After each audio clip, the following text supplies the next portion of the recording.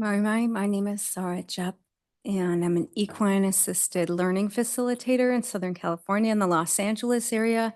And today I'm going to talk about our relationship with horses, a reciprocal relationship. I'm going to talk about our creative process.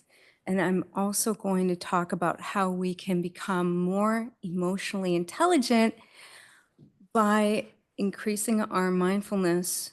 And in this emotional intelligence, we have everything that we need to resource ourselves through polyvagal toning, through the rest and digest features of the nervous system that we might not always be in touch with. But first, what we're going to do is watch a video of an equine therapy exercise done with children where we painted with non-toxic finger paint on horses. And we're also going to sing a song together for whoever may choose. This word caballo is the adapted name for the horse. My heritage is Chilean on my dad's side. I'm of Mapuche descent on my dad's side, and on my mother's side, Irish Celtic from West Cork, Ireland. And I combine these cultures and this cultural understanding with music, with my connections to the horses, and we're going to see some of those cultural connections in the following slides. But first, we're going to learn a song together for all who choose to join. So if you could play the video. This video will play in the background. We're going to see kids painting horses.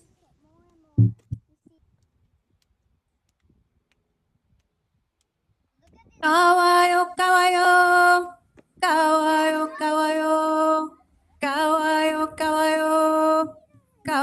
caballo, caballo, caballo, caballo, caballo, caballo, caballo, caballo, caballo, caballo. Caballo, caballo, caballo, caballo, caballo, caballo, caballo, caballo, caballo, caballo, caballo, caballo. Caballo, caballo, caballo, caballo, caballo, caballo, caballo, caballo, caballo, caballo. Caballo, caballo, caballo, caballo, caballo, caballo, caballo, caballo, caballo, caballo, caballo, caballo, caballo, caballo, caballo, caballo, caballo, caballo. What we're learning is that the vagus nerve travels through the entire side of the left-hand side of the body. And as we sing, as we drum, as we practice mindfulness, breath work, being present, being in nature, that vagus nerve starts to make us more and more emotionally intelligent. You could go to the next slide. This is a picture of some of my work and also a picture of the horse's vagus nerve system and our nervous system and what happens when we come into hands-on connections with the horse, such as in equine therapy. And in my practice, I have noticed transformational moments like this, where people you would never expect can come into hands-on connection with the horse and start to connect so deeply because the horses understand us. The horses can feel what they feel what we feel, and they can really create this sense of calmness, and this has a scientific reason behind it. You can go to the next slide. So if we think about family systems and we think about heritage, neuroscience is now telling us that the dopamine transmission that we have as infants is transferred from the mother to the infant. And sometimes that doesn't always go as planned. People have their own emotional ups and downs, and people have different family systems, family information, even family trauma or post-traumatic stress that comes through these family of origins. However, what we're learning is that with mindfulness, and connections to cultural identity, particularly with our relationships with the horses through generations. What we can find is a very strong ancestral connection that connects us to our own identity, but also in healing the past, we can heal future generations.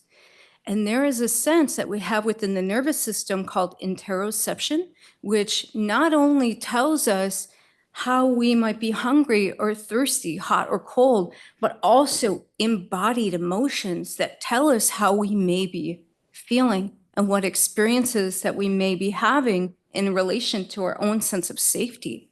And that is how we can connect to our ancestors today, our ancestral roots, and how we can become more creative and more emotionally intelligent.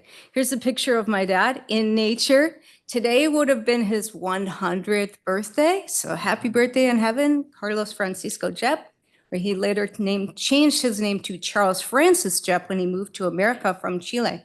Can you go to the next slide? What I discovered, this is a Mapuche community in southern Chile, and their horse traditions remain very strong in business and in social activism. Here's a picture of a Mapuche community defending their ancestral territory along with their horses.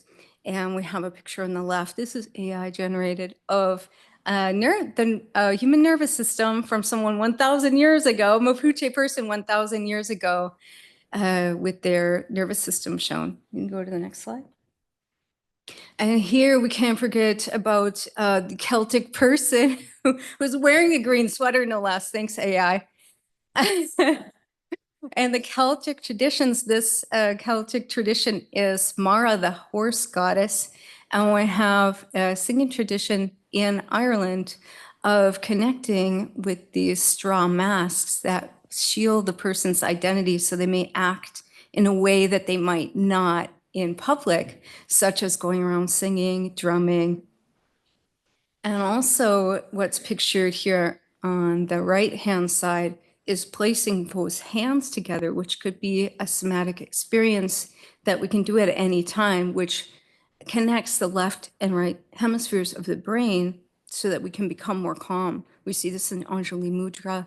We see this in a lot of prayer positions, prayer traditions. Well, what it's actually doing is creating a sensation between the hands that connects both sides of the brain, bringing calm. Next slide. So what we have here and where the horses bring us into such a deep awareness is that their heartbeat has an electromagnetic field of between 10 and 15 feet.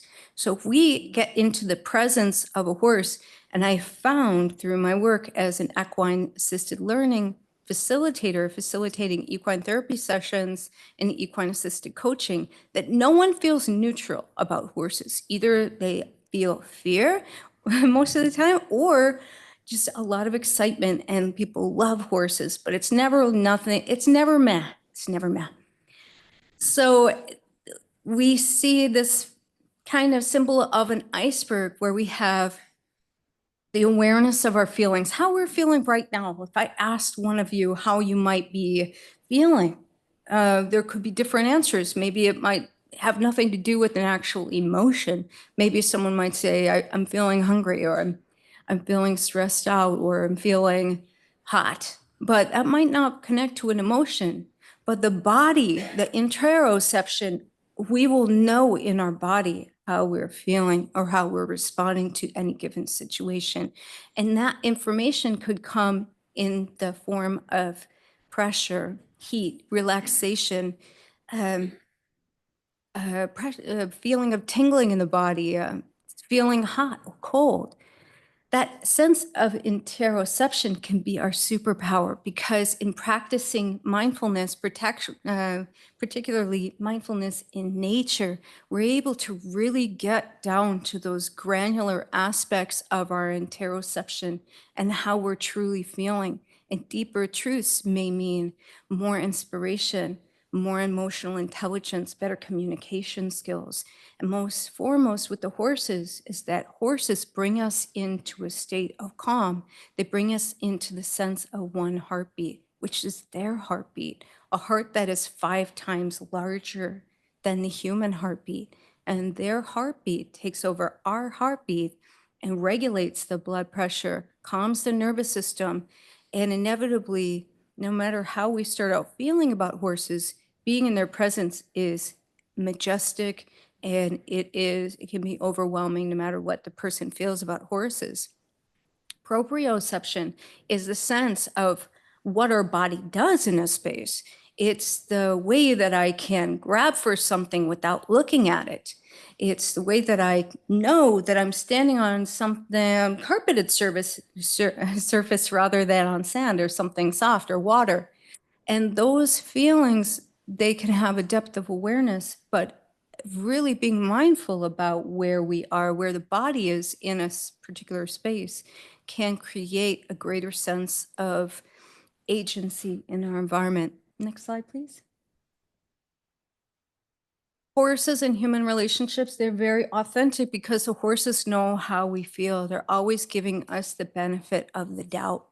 And these nonverbal understandings allow for conversations that are so deep. One of the exercises I do with my clients is that I will step away and have the person step toward the horse and tell them something that is surfacing for them. Inevitably, being in a sense of calm and somatic peace gives rise for people to really feel and want to speak authentically. Many times I step away in those moments, allowing for the person to approach the horse in a way that they feel comfortable, and then we'll have a conversation that I won't be able to hear, but I will see the communication between the human and the horse and the result of the relaxation that happens inevitably from having the human be heard.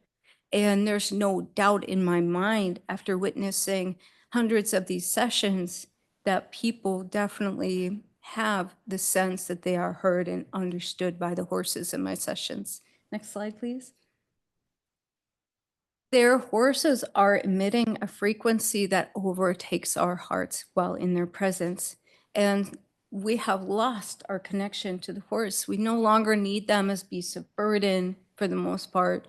We don't need them for transportation. Yet the horse industry, the equine industry, remains a multi-billion-dollar industry every year because our souls still need them.